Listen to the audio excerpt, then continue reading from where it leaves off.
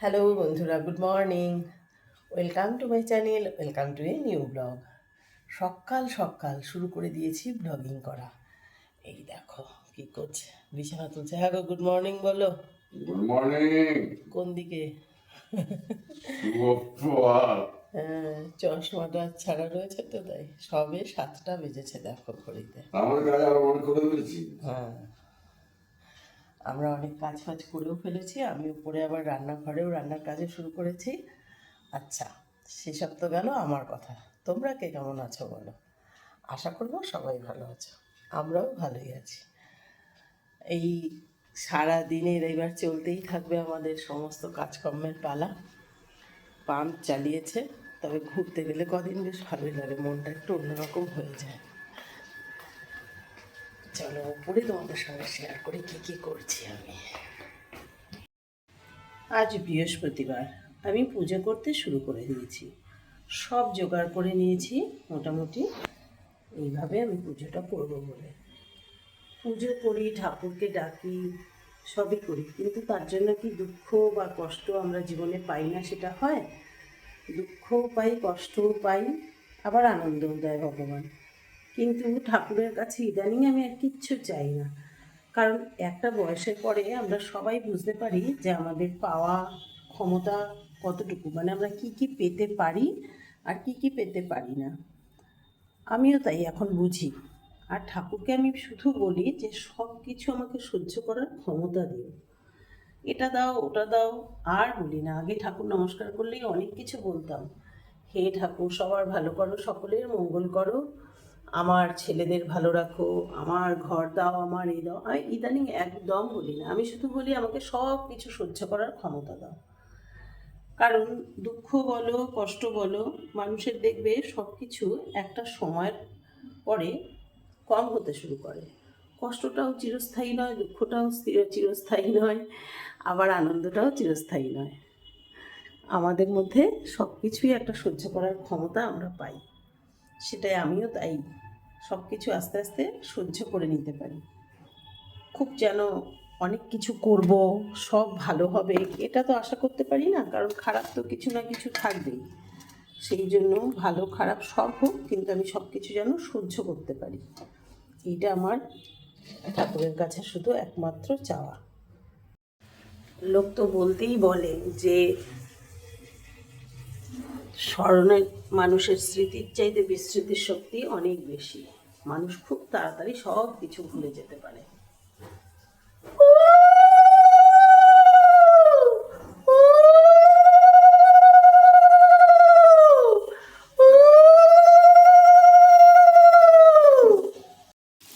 ঠাকুর পুজো শেষ করে চলে এসেছি কিচেনে। এদিকে বসে দিয়েছি পেঁপে আলু ছোলার তরকারি। আজ পেঁপে আলু ছোলার একটা শুকনো শুকনো তরকারি করব। মাছে নুন হলুদ মাখানো রেডি। মাছ 2 রকমের একসঙ্গেই মাখিয়ে নিয়েছি। ডাল ফোড়ন কমপ্লিট, 1 কড়া ডাল, কারণ সবার লাগবে। এদিকে মাছ ভাজা হবে, তেল গরম হয়ে এসছে।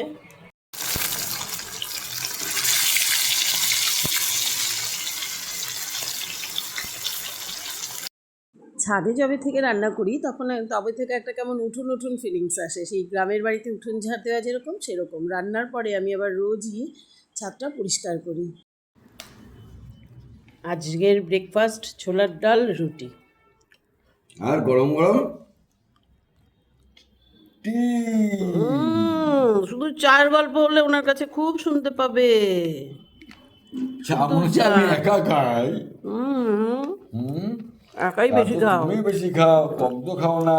ফালতু কথা একদম না। দুটো করে মেরে মেরে তো ভালোই খাচ্ছ।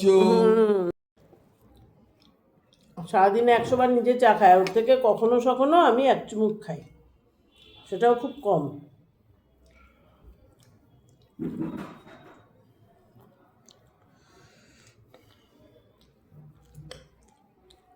ছোলার ডালটা কিন্তু আজকে লক্ষ্মী বানায়নি, আমি বানিয়েছি, আর ভীষণ ভালো হয়েছে।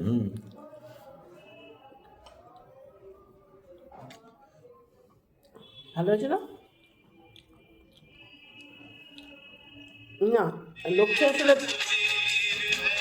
আমি চলে গিয়েছিলাম একটু পাশেই, লক্ষ্মী যে আমাকে রান্নায় হেল্প করে না, ওর মেয়ের শাশুড়ি মারা গেছে।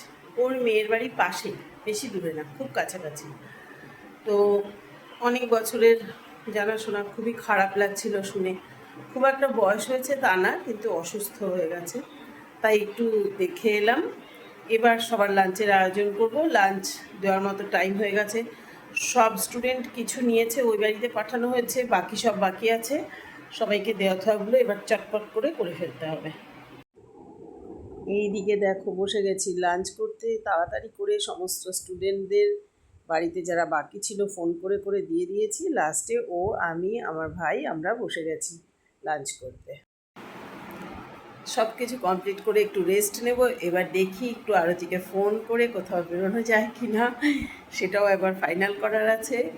আর এই ব্লগটা এখানেই শেষ করছি। সবাই ভালো থেকো। থ্যাংক ইউ আমার ভিডিওটা দেখবার জন্যে।